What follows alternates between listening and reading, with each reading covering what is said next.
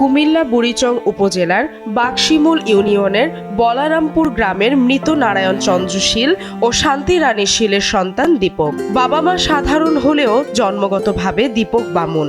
তার অস্বাভাবিক শারীরিক গঠনের জন্য সবাই একটু বাঁকা চোখে দেখে দীপককে। তবে সকল প্রতিবন্ধকতাকে পেছনে ফেলে 15 বছর ধরে নাপিতের কাজ করে পরিবার চালাচ্ছে সে। নিজ গ্রামের পাশেই পশ্চিম পীতাম্বর নামক স্থানে তার সেলুন, যেখানে টুলের উপর দাঁড়িয়ে মানুষের সৌন্দর্য বর্ধনের কাজ করে সে, যা খুবই কষ্টসাধ্য। প্রতিদিন সেলুনে কাজ করে যে আয় হয় তা দিয়ে কোনো মতে চলে তার 4 সদস্যের সংসার। অভাবের সংসার হলেও বড় মেয়েটিকে পড়াচ্ছেন স্কুলে। সেলুনের আয়ে অনাহারে অর্ধাহারে কাটে তার জীবন। নেই মাথা গুজার ঠাঁই।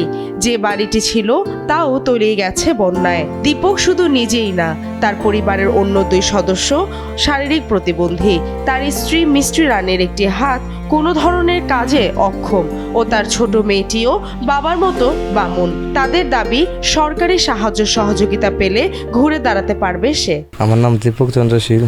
আমি সেলুনে কাজ করি। আমি একজন প্রতিবন্ধী। আমার মেয়েও একটা প্রতিবন্ধী, আমার ওয়াইফও প্রতিবন্ধী।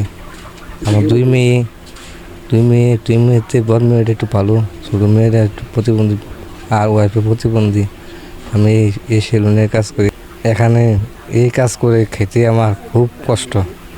আর্থিক দিন আনতে দিন খাই, আর্থিক অবস্থা খুব দুর্বল। সংসারটা চালাইতে অনেক কষ্ট হয়, অনেক দিনের বাত্রি দিনে না খাই তো অনেক কষ্ট চলতে হয়, বা অনেক সময় চাল আনতে নুন আনতে পারে না।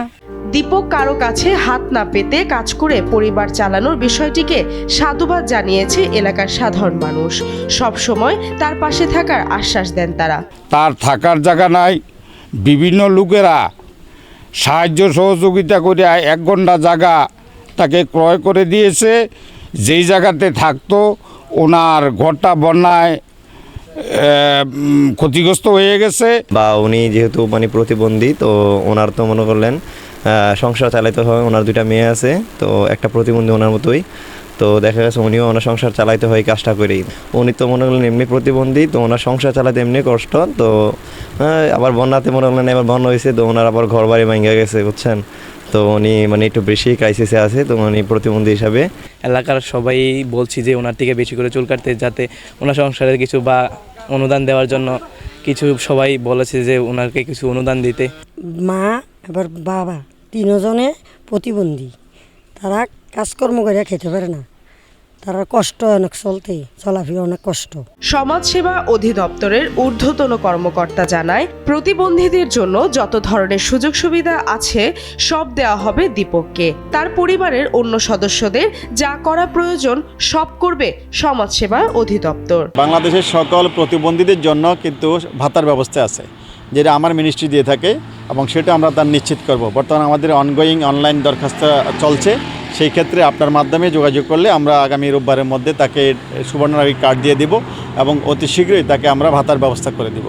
এর বাইরেও যদি প্রতিবন্ধীর অন্য কোনো সুযোগ সুবিধা থাকে সুবর্ণ নাগরিক কার্ডধারী হিসাবে, অথবা আমাদের প্রতিবন্ধীদের যে অধিকার সুরক্ষা আইন আছে, এই আইনের আওতা তাদেরকে আমরা অন্য সুযোগ আওতায় নিয়ে আসবো।